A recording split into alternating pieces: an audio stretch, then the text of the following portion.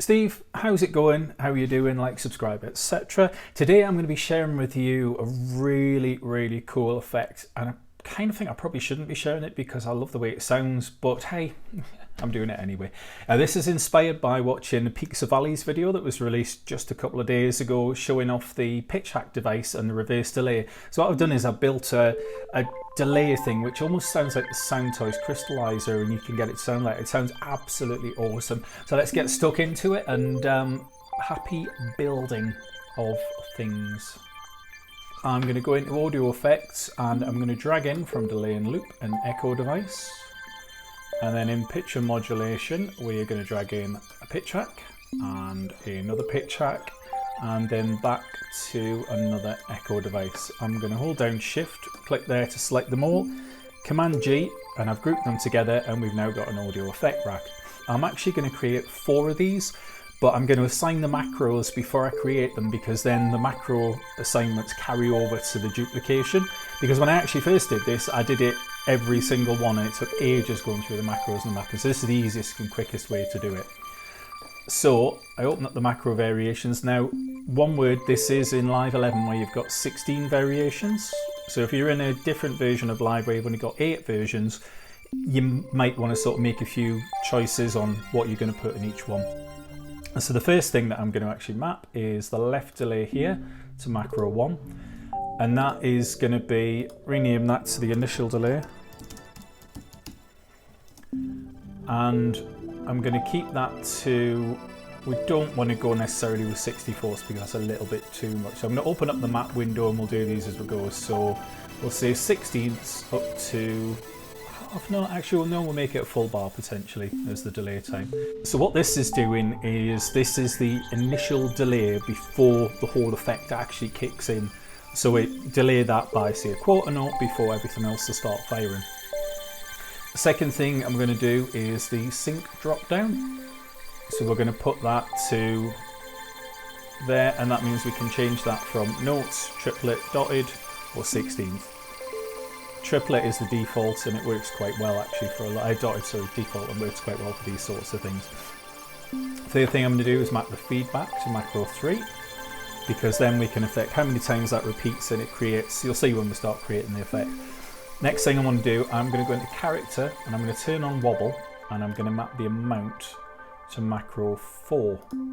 And I'm also, whilst I'm doing that, I'm going to go to the other delay, the other echo, and I'm going to map that amount to macro 4. With the second one, we'll just morph that. Have a look in the Ableton menu if you don't know what the morph does. It morphs through different types of wobble effects. This just creates something, a little bit of interest. Next, we're going to map the pitch hack.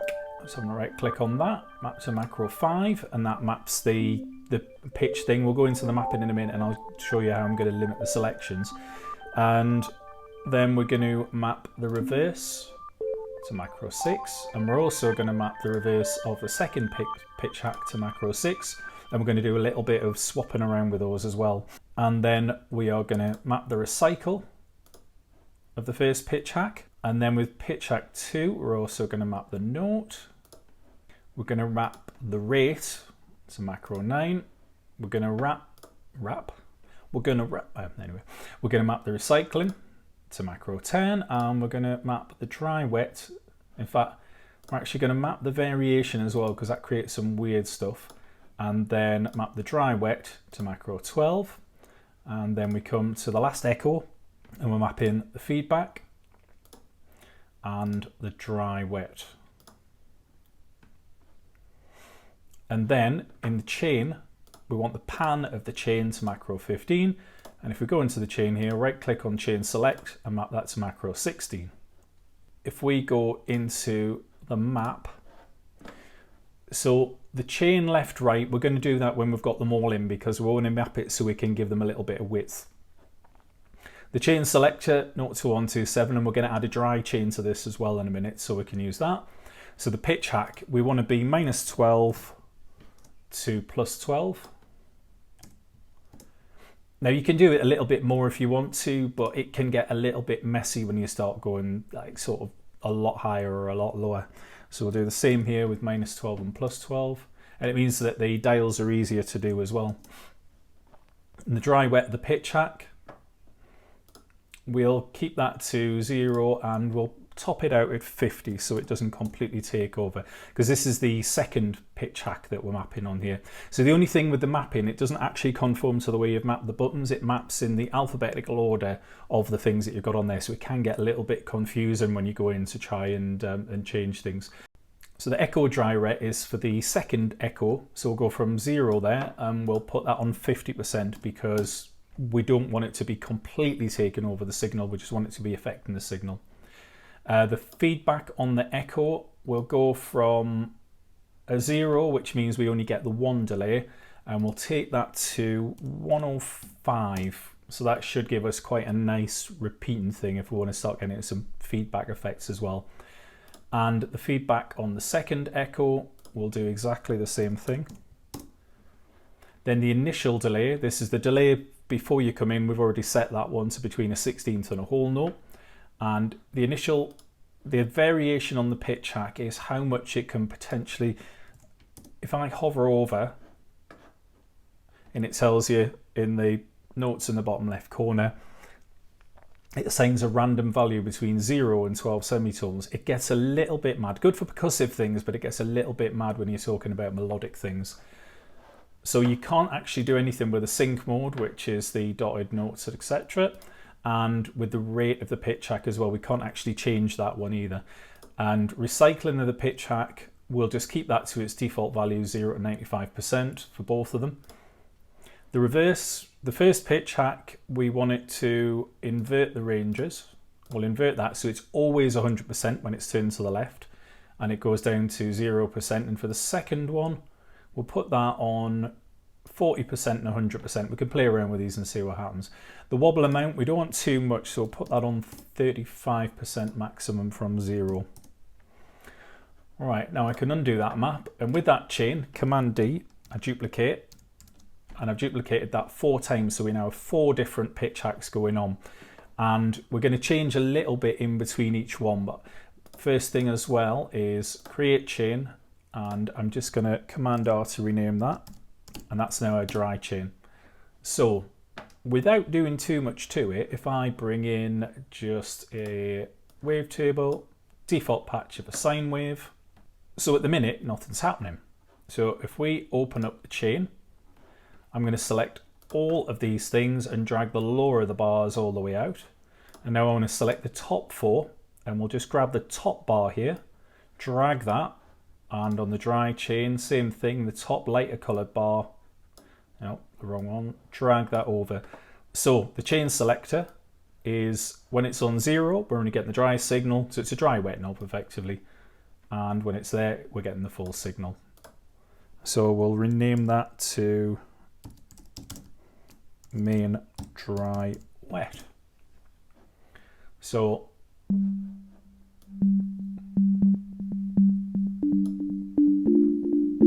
we've already got quite a bit of a delay thing going on.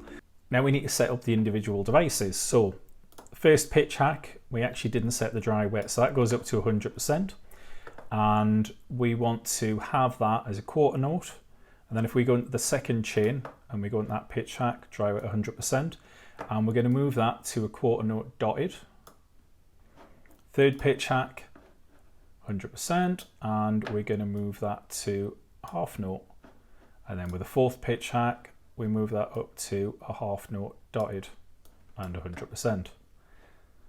So if I there, you can see I've got minus 12 semitones. If I put that plus 12, we get some really nice effects. Now what we want to do is set the actual, the chain pan, which I've already mapped, so I can't set it. So what we're going to do for the chain panorama, we'll just change that to chain pan. We'll find that on the alphabetical list here. There we go. So the first one, the top one, we want it to, we'll put that as a left ping. So the minimum is going to be 12 left. And the maximum is going to be, let's put it all the way to 50 left. And likewise for the second one, we're going to put that on the right. So on 12 right and all the way to the right. And then the third one, we're going to make that, let's put that to 20 left or fully left if that one wants to be, probably about 35. So again for this one, 35 right and 12 right. So what we've got now, or 20 I should say. So now we've got a panning delay. But on the chain panorama, we can make that smaller, bring it in, or we can put it out and really spread that out.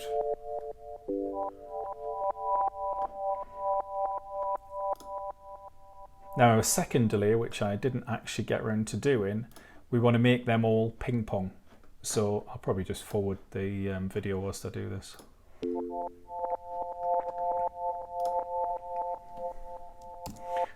Right, so I'm just going to rename this Echo 2. Echo 2. I fast forwarded the video and I've gone through and just renamed everything so it actually makes sense. I'm going to hide the chain view now because we don't need to see that. So our initial delay we've set to quarter notes, and in each first pitch hack device we've actually got a delay set as well. So if I just bring everything pretty much down, we've got a very, very basic pitch number 2. The echo pitch hack number 2 isn't doing anything. If I just play a simple basic sine wave, and that is, if I play that through, that is purely the reverse on pitch hack number 1. So we can start getting creative with all the macros that we've assigned to it now. So I've got the feedback on that first echo unit.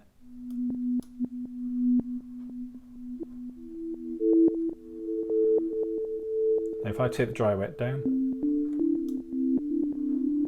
now we can recycle that pitch, but we can also, let's pop that up by an octave.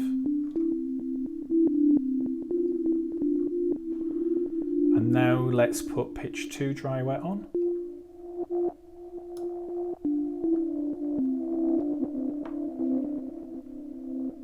Now pitch 2 note is up 12 semitones. Actually it was pitch 1 that I was meant to put up, but we can put that one down by 12. Morph the reverse between the two.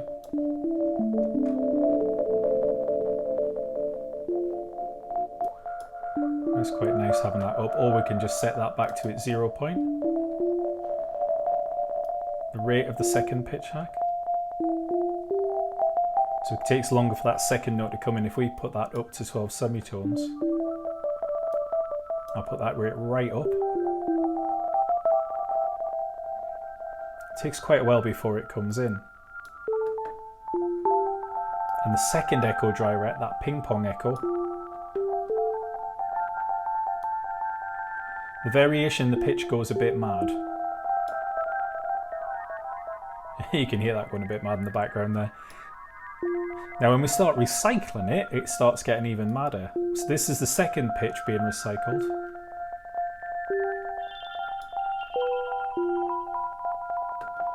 And the first pitch being recycled as well. So that recycling is basically the output from the pitch hack is being fed back into itself at different rates. Now we introduce the wobble on both of the echoes.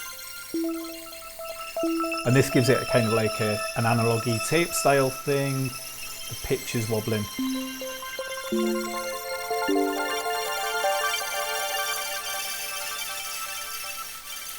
And there's a load of fun you can have. Let's try just putting a couple of random things. I mean, it's still going. How bad is that? It's absolutely amazing.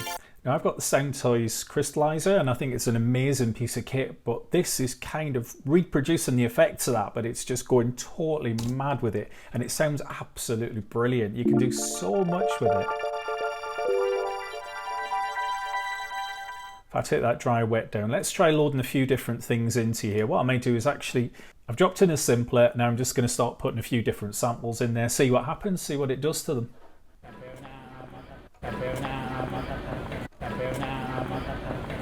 This was actually in York on a street. I did a binaural recording with it.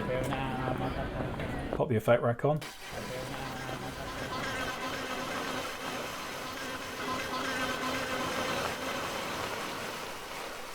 That's some mad stuff right there.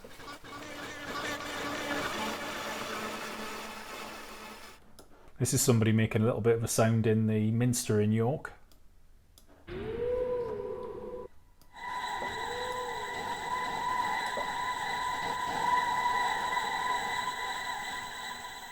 That's fantastic, isn't it? Let's put some pitch variance on it. Recycle pitch 1. Put pitch 1 down by an octave. Now we can get a little bit more creative when it's percussive because we're not too worried about it going massively out of tune. So let's use the random button as well.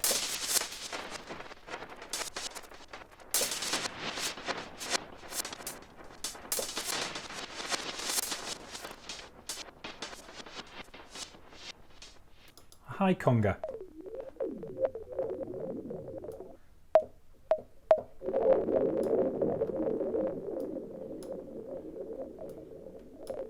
Out there. Let's randomize it. That's just insanity, completely removed from the original thing, but it just sounds amazing. And it's a sound you're not going to get from much else that you do, because it's your own thing. You can build it, you can change a lot of the parameters within the sounds here for this and make it sound incredible. So I've just popped 4 random notes in there to play on a loop, and I'll have a little play around with it and just show you pretty much what you can get out with a basic sine wave, nothing else, and how much you can actually bring from this effect. And let us know if this is good for you, let us know if this has inspired you, and thanks again to Peaks of Valleys for posting that video that just sent me on a mad sort of thing yesterday of like, what can I do here? Can I do with that? What can I do with that? I can probably even build it even bigger, but I think it might get a little bit mad and out of control because it's already pretty much there anyway. So I'll leave you with a little bit of sound off it. Thank you very much for watching. Hope it's helped out and whatnot for you. Cheers. See you later.